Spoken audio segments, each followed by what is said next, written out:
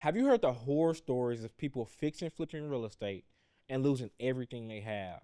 Have you heard the horror stories of contractors promising to do work and running off with 10, 20, $30,000? Have you heard the horror stories of monstrous market falls? All of that is true. All of that is true. That happens when you fix and flip real estate. But on the other side of that, the people who are making money are hiding little known facts that you should know so you can get past the pain of fix and flipping to get to the profit of fix and flipping. So in this video, I'm going to give you 5 steps to complete a successful fix and flip. So I've never you have to understand something when doing anything in life. There's no risk. If there's no risk, there's no reward, y'all. It's no risk, no reward. So first you got to get okay with risk. But you need to learn how to mitigate risk, right? To do anything, to make any type of money, you have to, it's some inherent risk that goes with that. Like I'm in the studio right now. My producer had to invest in cameras, had to invest in lights, had to invest in equipment to, shoot this video right now. But if he would have never invested in equipment, then it would be hard to shoot a video without no camera, right? I mean, you can correct me if I'm wrong. You might know something I don't know, but it would be super hard to shoot a video without a camera. So what you have to realize with flipping, like I said earlier, some people get so caught up in the pain of real estate and never get to the profit because they're so worried about the risk versus so worried about the reward. So when I look at anything in life, I measure the risk versus reward. With fix and flipping, a reason why people do horrible is because they don't understand the number one step. You make money on the buy. The buy is how you mitigate your risk, right? So Jalen, okay, I understand. I make money on the buy. How do I buy? Okay, so I'm going to give you this simple formula. How you need to be buying your properties. Let's say you have a $400,000 property. You need to do times that number by 70% and then do minus repairs of the property. So let's say in this example, that's 40, 80, 120, 120, that's 280. So, and you also need to minus repairs, right? So let's say it takes $60,000 to rehab. You need to be buying that flip at $220,000 to be successful, to mitigate your risk, because you have $120,000 in equity after you put the rehab in. So that pays for lending fees, that pays for realtor fees, that pays for also things that could mess up during the process. So you have $120,000 of cushion. A lot of people not mitigating their risk. They're buying a $400,000 house for $350,000, and they wonder why they lost $100,000 on the house. Of course you're gonna lose. You didn't mitigate your risk on a buy. So we need to learn how to mitigate our risk and buy good property. So that's the first step. This formula, ARV times 70 minus repairs, that's a surefire way to make sure you get a good deal. Like even me myself, I don't even buy 70% minus repairs because those deals are like they're there 100,000%. But how I buy my properties, it's hard to find a property that fits that criteria. So if you find a banger like that, you better jump on it. Like I'm talking about jump on it, because that deal is a surefire way. Another reason why and how you mitigate risk and why this is important is because, let's say this, you never flipped before and you watching this video. You're also mitigating your risk if contractors run off with money, right? If the market falls, some percentage, like I said earlier in the video, all of those things that could and sometimes do happen, you're mitigating that. You're factoring that in to your buy. So everything can go wrong. If you buy a house like this, dang near everything can go wrong and you still make money or break even, right? So understand that the buy is crucial, y'all. The buy is crucial. Another reason why, like another step on how you can step in the right direction to be successful when it comes to flipping is to understanding of lending costs. Lending costs are huge. So I'm going to give y'all 3 costs that you absolutely need to know. LTV, LTC, and points. I see a lot of people lose the battle. The first 2 ways they lose the battle is on a buy or on their debt. Like, debt is huge. What type of debt you get matters, because that could be your defeat. Bad debt could be your defeat. Been there, done that, right? So LTV is loan to value. That pretty much means how much would a lender give you in comparison to the value of the home. So typically you're looking at anywhere from 60 to 75% of the value of the home. That's what they're going to lend to you. So why is that important? Because you want to look on the higher side, 75%, because if you're looking at 60, 55%, 65% of loan to value, you're going to have to bring more money to the closing table. More money to the closing table means when things go wrong, you have less cash to float your fix and flip. So the next thing is loan to cost. This is what they get you, but I'm here. Subscribe, like, comment. I've been through all of this. So if you follow me, if you subscribe, if you like the video, I'm gonna make sure you be a super successful real estate investor. So loan to value, what that gets you is, of that loan to value, loan to cost is how much will they give you of the loan to value. So let's say they give you 80% loan to value. Again, we're just talking about numbers. Let's say they give you 80% loan to value of $200,000 ARV. So that means they'll give you 160. But loan to cost, what they get you is how much of the loan to value what they get you. So if they'll only give you 80% of loan to cost of the loan to value, that means they're only giving you, how much is that? 32,000 minus 160, that's 128. So that means they're only giving you 128,000 of the 160 that they promise. They do that on purpose so you won't see those small little things. So that means on this loan, you have to bring $32,000 to the closing table to close it. $32,000 is a lot of money. You want to be in these properties as little to no money as possible. So loan to cost is what they get you. Understand loan to cost. Points, that's what percentage of the loan will you have to pay them for the loan to go through. So in this same example, let's say they ask for 2 points. That'll be $3,200, because all I did to get that math was 2% of $160,000 came out to $3,200. So you need to understand your cost associated with it. And I'm gonna even give y'all some more gems since I got time today. And again, you subscribe, you my guy, you my girl, I'm gonna give y'all some more gems.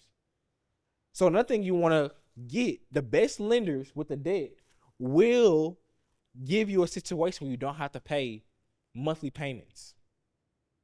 So majority of our houses we have right now, we do not have monthly payments for the loan. Think about that. All of the money that we were supposed to pay are offloaded to the back end. So when you're asking and talking to these lenders, ask them, will they put the interest payments on the back end of the loan? Why is that important? Because you need to be able to have the cash to float the property to the finish line. Back in 2022, I had the most flips I ever had at one time. I had about $1.5 million in flips. I had my biggest flip at the time. I had a $600,000 house in Allen, Texas that I was doing. And that's when the market turned. That's when interest rates shot up.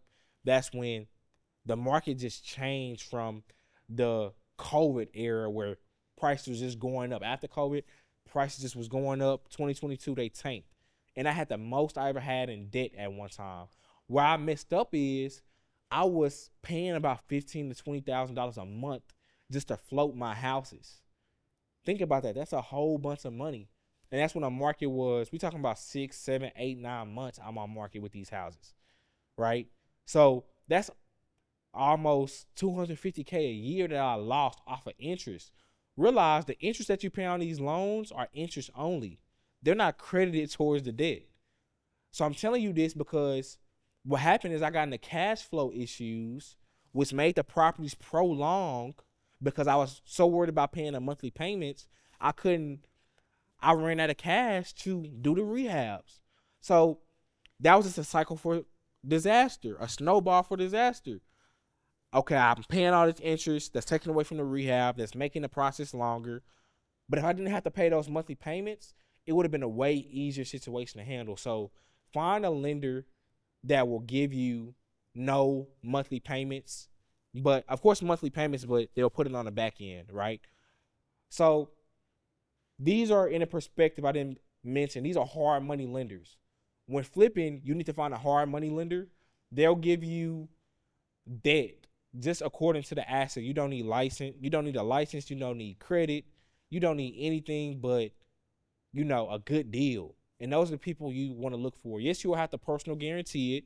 So another thing with lending and loans, again, I'm giving y'all all the game. You'll have to personal guarantee it, which means if the property goes wrong, they can come after you. But again, if you mitigate your risk, the reward is there waiting for you. Another thing with debt that you can have, or with lending, again, I'm giving y'all all my gems. We get paid to close flips. So when I first started, I had to put, $20, $30, $40,000 down. Now I get paid $20, $30, $40,000 to close a property. There are lenders out there that will give you no monthly payments. There are lenders out there that'll pay you to close properties, but you have to find them, and you have to understand that. You have to understand how to structure yourself for success, right? So I just gave y'all a lot of gems. I'm going to keep going with it. realestatewealthnetwork.com. That's how we found some of these lenders. So no matter where you are, I'm in Dallas, Texas.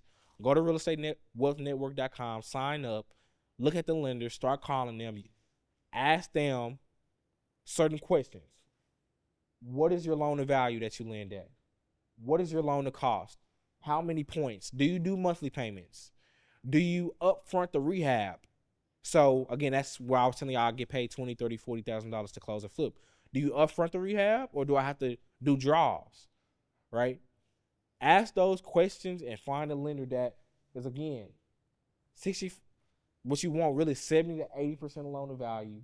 You want 100% loan to cost. They have to be 100% loan to cost to be able to get paid at closing. You want a lender that's about 2 points. 2 points is standard, and you want a lender that's gonna give you upfront the rehab draw and also give you monthly payments on the back end, right? So that's, again, a second step is understanding. 1, you make money on the buy. 2, you have to understand debt and get the right debt to be successful. 3 is contractors and repairs, aka execution of the property. So some things I've learned with flipping is you have to know what things cost. Like, contractors will absolutely screw you if you don't know the cost of flooring, if you don't know the cost of paint, if you don't know the cost of primer, if you don't know the cost of cabinets. Like, again, you make money on a buy, but to understand your numbers on a buy, you have to understand the contracting costs, right? So I'm going to give y'all some gems and where I messed up when I first started. So when you talk to a contractor, you want to get a labor-only quote. Labor only. A lot of people or a lot of contractors will try to give you a quote, labor plus materials. Guess what? They're in a market. Like, I watched my video last week. I explained what a market was. They're in a process. What their goal is to make money, right? So what they're going to do is, we're in a capitalist environment. If I know that, okay, it cost me $10,000 to get materials, but you want me to give you a labor plus material quote, I'm going to charge you an extra $10,000 just because, I want to make money on the materials. They're not wrong or they're not right. You have to know what things cost so you won't get capitalized on. They're just in the economy. They're just doing what capitalists do. So don't get mad at them. I was mad at the people who did it to me after I found out. But now I know that, okay, you will not upcharge me because I'm going to understand the cost of things, so you won't be able to upcharge me $10,000, $15,000, $20,000. So 1, look for a labor only quote. That's number 1 thing. 2, you want to pre-qualify your contractors. You need to pre-qualify them. Okay, what do you mean? Are you insured? Are you an insured contractor? What does that mean? Insured contractors, if they run off with your money, you can file an insurance claim against them and get money for them running off with your money that you gave them. 2, how many projects have you done? Send me the addresses of those properties. Let me look them up. How many days on market? What was the quality of the work? 3, send me past references. How many people can say you do good work and they trust you? And I'm gonna call them and I'm gonna verify, because you're not about to run off with my money. I'm gonna need you to have some references. Another thing, how many people is in your crew? How many people is in your crew to do a rehab, right? Because again, let's say you have a 1,800 square foot property and they're talking about they only got 2 people in their crew. You want to run fast. You want to run very fast, because you want to look for something to the tune of 7 to 8 people in their crew, because time also matters with this. And I was going to get into that, but time. You need a contractor who could do a full rehab quick, but that will not sacrifice the product on the altar of time, right? So you need a contractor that has a lot of people in their crew so they can give you a good product in a fast time. Because again, like we said, on the step number 2, debt costs you. The more you hold debt, the more it's gonna cost you. Every month you're accruing interest payments. Every month you're accruing money that could be in your pocket, right? So ask them how many crews they have. Ask them, do you require a payment up front? A lot of people get screwed over by contractors, because a lot of contractors say, give me 50% of the project up front. So they give you a $60,000 quote. They're going to ask you for $30K up front. If I'm a scam artist and you just gave me $30K up front, you think I'm going to stay and do the job? Absolutely not. So how you pay your contractors is you have a scope of work. So you have your scope and you line out the scope and put a price tag attached to the item they're doing. So paint. Let's say paint, $1,000. Let's say flooring is $1,500. Let's say, what's another thing? Let's say cabinets, $3K. Some of these prices are on point, some of these not. So don't try to get these prices. Say, hey, Jay, all in. Jalen said this is how much this be costing. No, this is just an example. So what you want to do is you want to have a deadline. Okay, paint to be done this Friday. And then on Friday, you pay based upon what they did, right? So on Friday, they get paid $1,000. So it's a situation where it's you play to pay. You have to not play the game, but you have to do the work for me to pay you. A lot of people get screwed because, again, I pay you $30K. I'm not worried about doing the work. So every Friday, have a pay schedule, have a timeline on when things should be done, and then pay them based on when it's done, right? So that's how you should pay your contractors, and that's how you should set it up so you're not in a situation where you get screwed over, right? Also, like I said earlier, have a timeline on when a project is done, because the money is made on the buy, but also the money is lost in execution. Okay, did I pick the right contractor? Did I pre-qualify them? Did I do the scope right? Did I have a timeline? Because let's say you have a full rehab in Dallas, Texas, takes about 4 to 8 weeks, depending on the rehab. And that's like not a historical house or anything like that. That's like a 1940 plus build. Even if we got to do everything, it's going to take us 4 to 8 weeks, like 100%. So you have to have a timeline. It shouldn't take 3, 4, 5, 6 months to do a project, because guess what? Every month you're accruing interest, every single month. So you need to have a timeline on your contractors. And let me make sure I hit everything. But again, the money is made on the buy, but the money is lost on the execution. Know your debt, know your contractors, and set them up for success so you can make the money. Step number 4 is you have to find the right realtor and have the right realtor to do the project, right? So realtors can also make or break you from a perspective.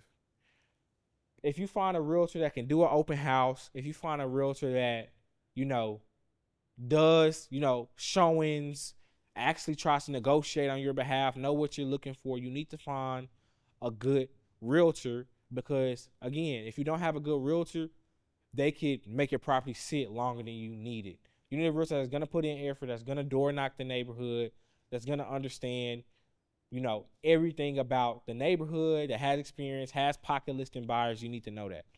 And then I want to go back. Realtor was 5. Number 4 is product. When, again, the money is won on the buy, the money is lost in execution. So for product, you have to understand your product. What does that mean? Year built. You have to understand the neighborhood and what your product is in. Okay. Is this like, for example, I grew up in Cedar Hill. So in Cedar Hill, you don't necessarily need the best rehab in Cedar Hill. But if you go to Richardson, Texas, Plano, Texas, you cannot do the same thing that you did in Cedar Hill to sell the house. In Cedar Hill, you can over rehab the property versus in Plano, it's kind of hard to over rehab the property. So know where you're flipping, neighborhood.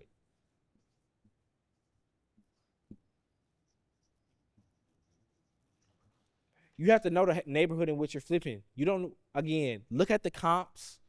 Look at how things are selling. Do they have granite in the kitchen? Are the kitchens super big? Does it have an open floor plan? Are the bathrooms big?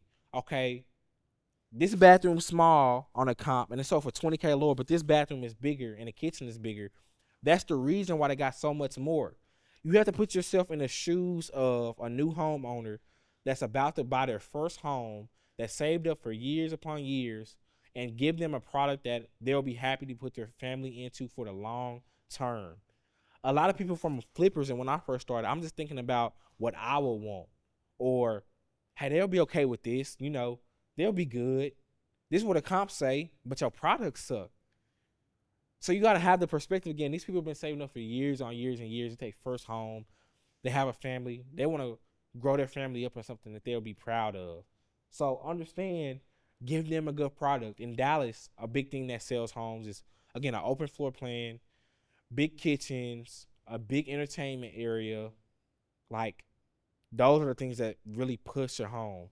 Landscaping, like, nobody also want to buy a house, from my perspective, or they will buy it, but you'll have better success if you put grass in the front yard.